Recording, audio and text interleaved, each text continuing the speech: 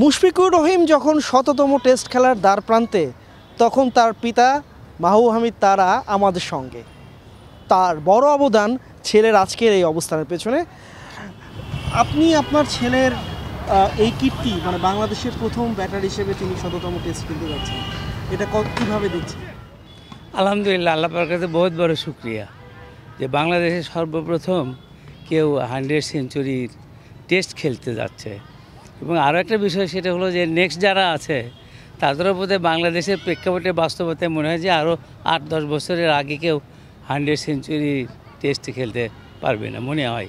বাংলাদেশের যে টেস্ট খেলা বাৎসরিক যে FTP-তে আছে, তাতে আমার মনে হয় যে মুশফিকের এটা একটা বিরাট বড় একটা ত্যাগ এবং বড় পরিশ্রম, ওর যে ডেডিকেশন, ওর যে সততা, ওর যে নিয়মানুবর্তিতা, এটাই আজকে ওকে এই শিখরে নিয়ে গেছে। আমি বাবা হিসেবে খালি মনে করি যে আমি ওর বাবা, কিন্তু আসলে এই খেলার যা কিছু সেটা সব মুশফিক নিজে।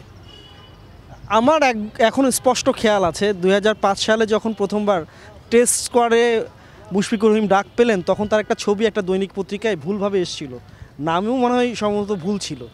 আজকে এখন মুশফিকুর রহিমের নামটা ঠিকঠাক সবাই লিখছে। এই যে প্রায় আপনার 21 বছরের কাছাকাছি তার ক্যারিয়ার, 20 বছর পার হয়ে গেছে, এটাকে আপনি সন্তান হিসেবে কিভাবে, সন্তানকে আপনি আসলে কিভাবে রিকল করতে পারেন?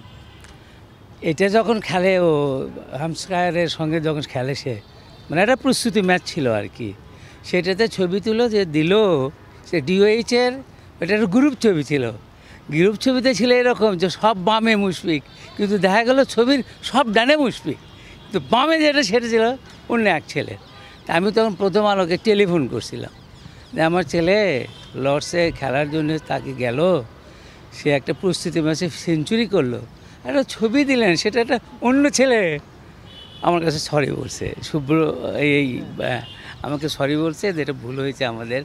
দেখ, সেই সময় যেটা ছিল সেটা হলো অচেনা আনকরা একটা ছেলে ছিল মুশফিক, ছোট শিশু ছিল সে তখন। কিন্তু আজকে যেটা হয়েছে সেটা হলো মুশফিকের ছায়াও আর ভুল হয় না কারো। 14 সাল থেকে তার ব্যাটিংটা যেভাবে ভালো হচ্ছে, তার নামের পাশে তো আরও 4-5টা সেঞ্চুরি এতদিন থাকতেই পারতো।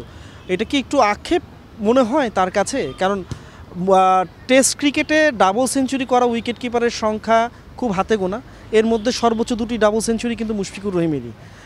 এটা হয়তো বা সেঞ্চুরির সংখ্যার দিকে যদি তাকাই তাহলে সংখ্যাটা আরও বেশি হতে পারতো। এটা কি একটু আক্ষেপে পোড়ায় কিনা পিতা হিসেবে? এটা হলো কি রকম যে ও যেটা চায় আমরাও যেটা মনে করি, আপনারা কি যে মনে করেন, এটা মেলবন্ধন নেই কিছু কিছু জায়গায় আমার কাছে মনে হয়।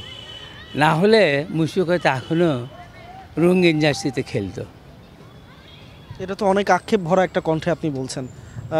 ওনার বয়সও তো বাড়ছিল, একটা সময় তো থামতে হতো, এটা সমালোচকরা বলে থাকেন।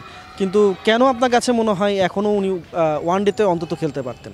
এর বয়সটা বিষয় নয়, বয়সটা একটা সংখ্যা মাত্র। যদি তাই হতো তাহলে অনেকেই, আমি নাম এইরকম মনে করতে পারছি না, বিদেশের অনেক খেলোয়াড় 4 বছর 5 বছর পর তারা আবার জাতীয় দলে ফিরে আসে, তারা নিয়ে আসে।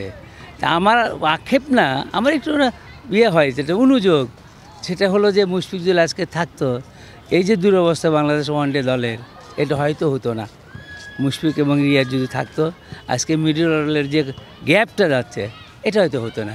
ওরা হয়তো, আমার বিশ্বাস ছিল মুশফিকের যে ডেডিকেশন, মুশফিক যে যেভাবে সে নিজেকে তৈরি করে, যেভাবে সে ফিটনেসটাকে রেডি রাখে সবসময়, তাতে 2027 খেলা হওয়ার জন্য খুব কঠিন ছিল না। বাংলাদেশের ক্রিকেটটা নিয়ে গেছেন বা নিজে শততম টেস্টের একদম খেলছেন, পিতা হিসেবে এটা কতটুকু গৌরবের, পরিবার হিসেবে কতটুকু গৌরবের? কারণ আজকের মুশফিকুর রহিম মৃত্যু হয়ে ওঠার পেছনে আপনার অবদান কতটুকু, সেটা আপনার আশেপাশে যারা আছেন, আপনার পরিবারের সদস্যরা সবচেয়ে ভালো বলতে পারবেন, বাট আপনার কাছাকাছি যারা আছেন তারা জানেন আপনার বিশাল একটা অবদান আছে। না, অবদান যেটা বলতে সেটা হলো আমরা একটু যোগান দিয়েছি মাত্র, সব যোগাযোগ রেখেছি। তাছাড়া মুশফিক সেলফ সে গড়ে উঠেছে। কারণ আমরা যখন BKSP 2000 সালে দিয়ে আসি, তখন তো সে 7-এর ছাত্র। আর সেখান থেকে আজকে যে মুশফিক, এটা আল্লাহ পাকের ইচ্ছে এবং BKSPর সহচার্যে সে মুশফিক তৈরি হয়ে উঠছে। এবং আমার আজকে খুব মনে পড়ে যেদিন মুশফিককে আমি BKSPতে ভর্তি করতে আসি, তখন ফাহিম স্যার ছিল ওখানে BKSPর চিফ কোচ। ওদের গেটস এবং অন্যান্য কাগজ ওদের ক্লোথ সব কিছু কাপড় চুপড় এলে দেখার পর সর্বশেষ যখন ওরা অ্যাডমিটেড লিখবে ঠিক সেই সময় ফাহিম স্যার ডাকলেন আমাকে, ডেকে বলতেছিলেন আপনার ছেলেকে বিকেএসপিতে কেন ভর্তি করে দিয়েছে।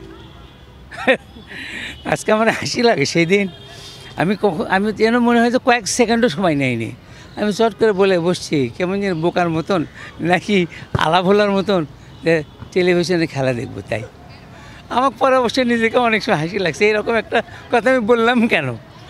আমার ছেলে তখন ফাহিম স্যার বলতেছিল আমরা তো টেলিভিশনে খেলা দেখানোর জন্য ওরে তৈরি করার জন্য বলতে পারি, কিন্তু আমরা তৈরি করতে পারবো না ও যদি নিজে তৈরি না হয়। আল্লাহ পাকের মেহেরবানি, ও নিজের প্রতি একটা কনফিডেন্স ছিল এবং ও খুব দৃঢ়চেতা এবং খুবই গোছানো। ছোটোবেলা থেকেই ও যখন প্রাইমারিতে পড়তো তখনও ছেলে গোছানো না, নিয়মানুবর্তিতা। ওর মেজো ভাইয়ের সঙ্গে ওরা একসঙ্গে স্কুলে যেত, ও রিক্সায় যেয়ে বসে থাকতো, তারও 10-15 মিনিট পর ওর মেজো ভাই আসতো ওর কাছে। মানে ও এইরকম, মানে টাইমের 10 মিনিট আগে রিক্সায় যেয়ে বসে থাকবে। স্কুলে সবার আগে ক্লাসে ওর ঢোকা চাই, এটা ছিল মুশফিকের। এবং সেটা আমি দেখছি ও আজও অবধি সেটা ধরে রাখছে। কারণ আজকে একটা দেখলাম যে ড্রেসিং রুমে ঢুকলে কোনটা মুশফিকের চেয়ার এটা বলে দেওয়া যায়। মুশফিকুর রহিমকে বাংলাদেশের ক্রিকেট বা আন্তর্জাতিক ক্রিকেট কীভাবে মনে রাখলে মনে হবে যে তার যে ডিভোশন, তার যে ডেডিকেশন, তিনি যে পরিমাণে ক্রিকেটে নিবেদন দেখিয়েছেন নিয়ম নিষ্ঠার সঙ্গে, কোন জায়গায় দেখলে পিতা হিসেবে আপনার মনে হবে যে আপনার সন্তানের এই যে নিবেদনের প্রতি যথার্থ সম্মান প্রদর্শন করতে পেরেছে?